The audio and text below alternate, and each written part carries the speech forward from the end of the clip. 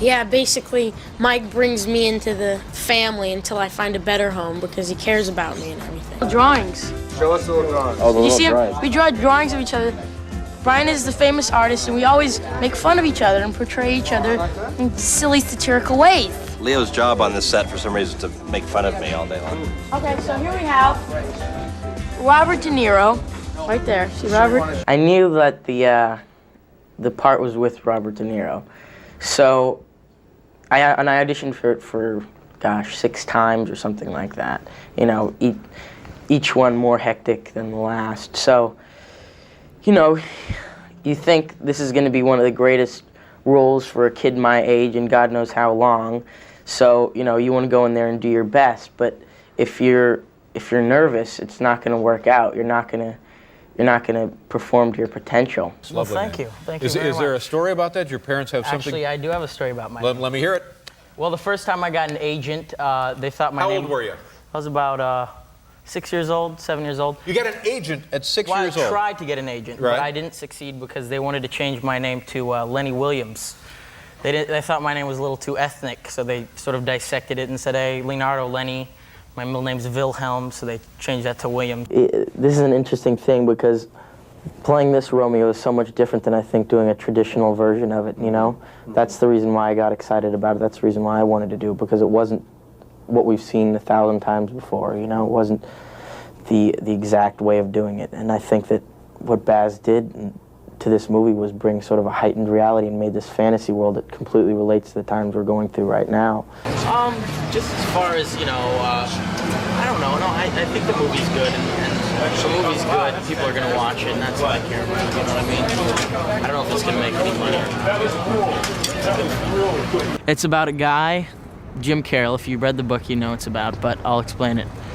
It's about a young guy who is on a basketball team, who's a writer and a poet, and he starts to get involved with heroin, and it starts to control him, and he gets kicked out of school, starts to live on the streets, and then he meets a young dog and falls in love with the dog, and they run away to Paris together, and that's why I'm here. This is the Paris scenes. What I didn't want to do was sort of have that perfect way of speaking Shakespeare, you know what I mean? I didn't want to make every syllable sound beautiful and have it all rhyme and coincide in a sort of beautiful way. I wanted to sort of make it more like conversation, and I think that's what everyone really tried to do. Definitely initially said, oh wow, we respect each other's work, and we wanted to do, you know, were both big reasons why we wanted to do this picture, was to work with each other too.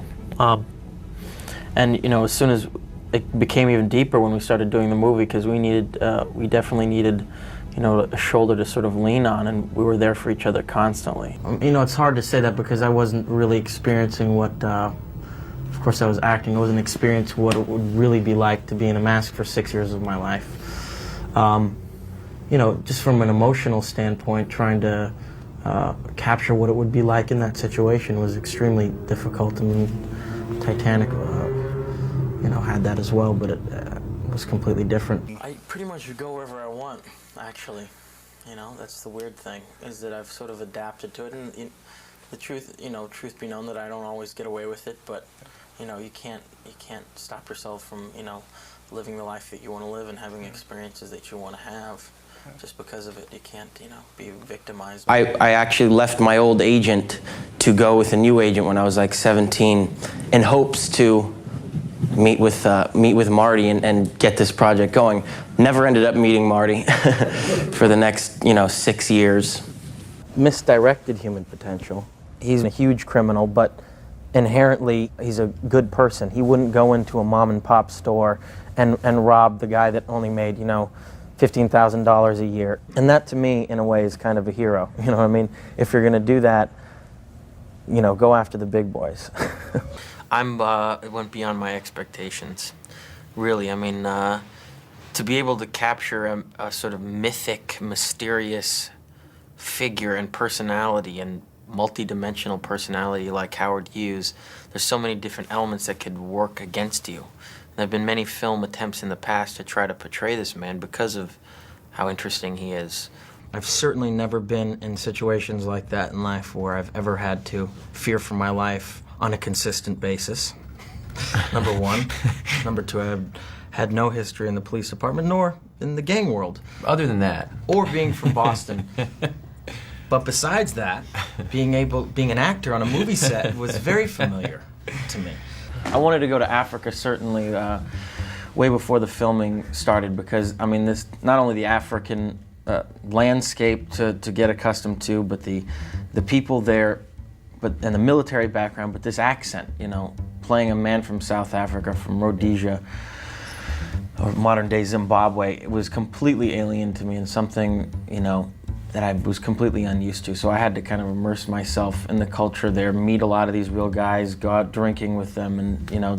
I became an actor at a very young age, but I also had a deep respect for nature, and I think I was a sort of little biologist when I was younger, and I respected, you know, I watched documentaries on rainforest depletion and the loss of species and habitats for animals around the world, and it affected me in a very hardcore emotional way when I was younger. And so later in life, I wanted to continue that path more and investigate and learn more about ecological issues. Hello, I'm Leonardo DiCaprio.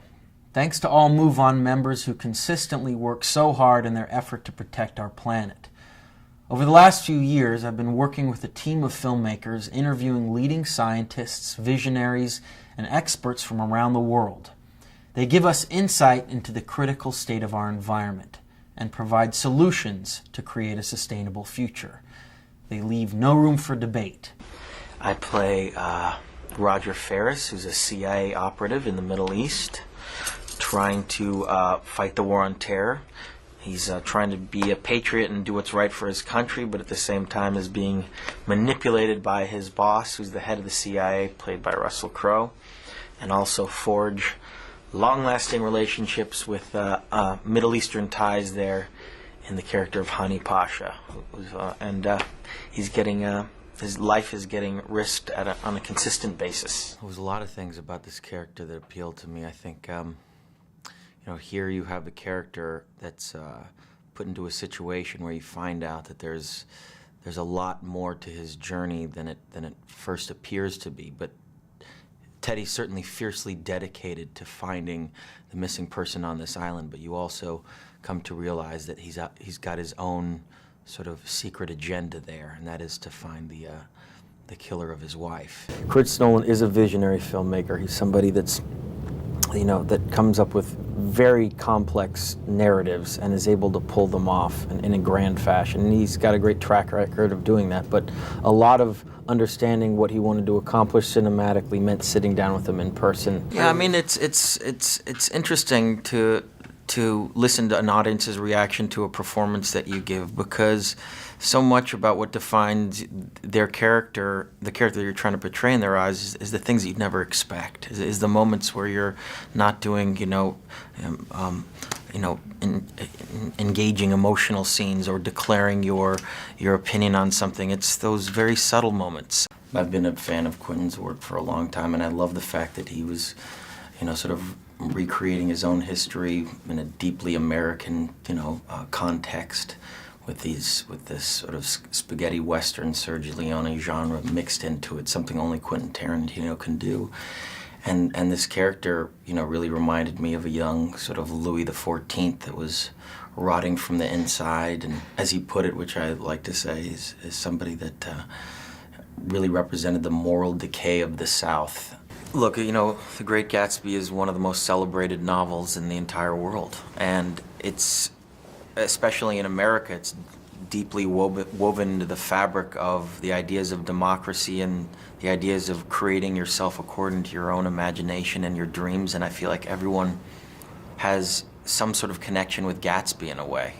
We all feel like we're a little bit of a Gatsby in our own right. I played Jay Gatsby, or Jay Gats in the film, a young man that came from humble beginnings, that sort of recreated himself according to his own imagination for the love of a woman named Daisy, who belonged to a different class structure than him. And I think he's very much the manifestation of the American dream of imagining who you can become and in a place and a time like America in the 1920s. Well, yeah, I mean, it was very much a reflection. I mean, the motivation for it really came out of what happened in 2008, and the incentive to want to get this movie out now. I think that it's very difficult to do a film with Wall Street in the title period because people just have a bad taste in their mouth about that subject matter. But in a lot of ways, this story to me is like a microcosm of a much bigger problem. We were taking on material that I think was very hard to get financed in the first place. I mean, I keep talking about it as a modern day fall of the Roman Empire, or like a modern day Caligula, but it was, and the hedonism was rampant, and it was a depiction of Jordan's biography and how honest he was about his addiction to wealth and power and greed during his time in Wall Street and all of that. Yeah, absolutely. I don't know how he did a lot of the stuff in this movie. It's one of the most interesting films I've ever been a part of because we really submerged ourselves in nature, in the natural world, in the elements, and we spent 9 months there, and every day was very unique because we rehearsed all day long, and then we had this hour and a half where we had to capture everything in natural light.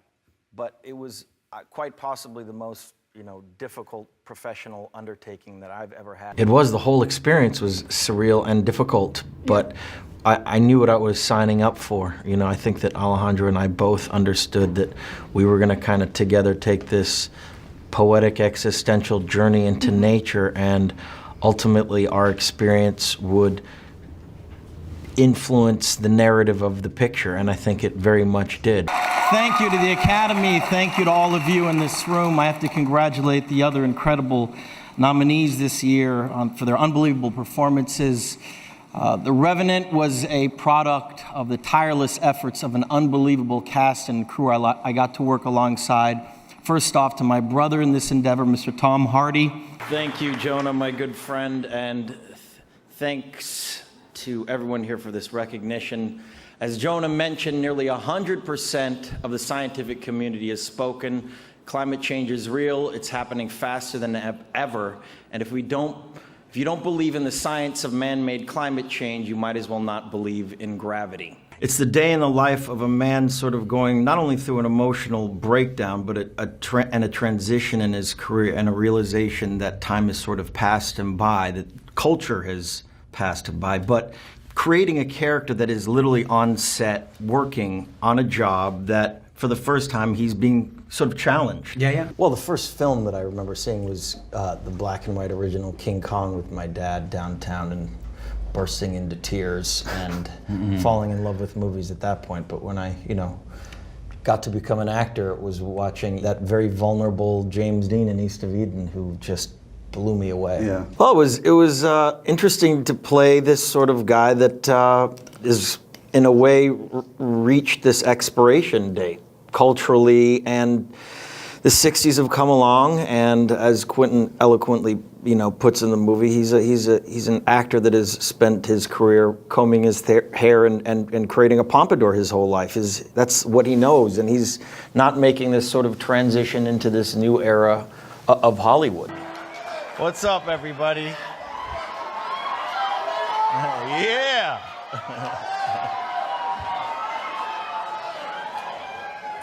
It is my honor and my privilege to be here tonight to celebrate the phenomenal Mr. Jamie Foxx. Yeah, I mean, I just love the setup that you had with these two people that are put in charge of articulating science to the world and the urgency of an impending Armageddon, and how no one's really taking the irony of everyone sort of not taking them seriously. How this issue became politicized for them, and Jen's character is much more like an outspoken Greta Thunberg in the respect that she's. It was incredible. We did this film which is kind of based on the climate crisis. COVID hit. We all shot this movie in the middle of COVID, but we all got to play around and experiment. Adam McKay created an environment for all of us as actors where we got to improvise constantly, and ultimately the message of the movie is so absolutely important to believe in our scientific community, and that's why I did the movie and wanted to play this character. We optioned the book 7-8 years ago, And it was a fascinating piece of forgotten history, but it was told from the perspective of the FBI. And we developed a screenplay soon after that.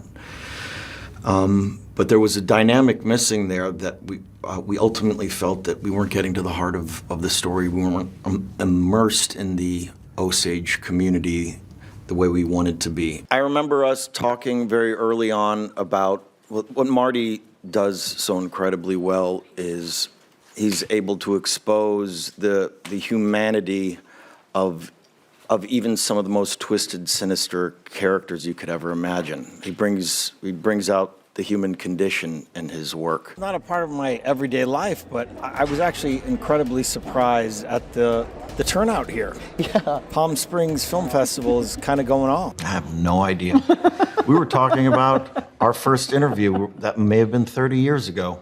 What do you want to do before you turn 50? Good question. Well, every now and then. You know what? Just one more movie.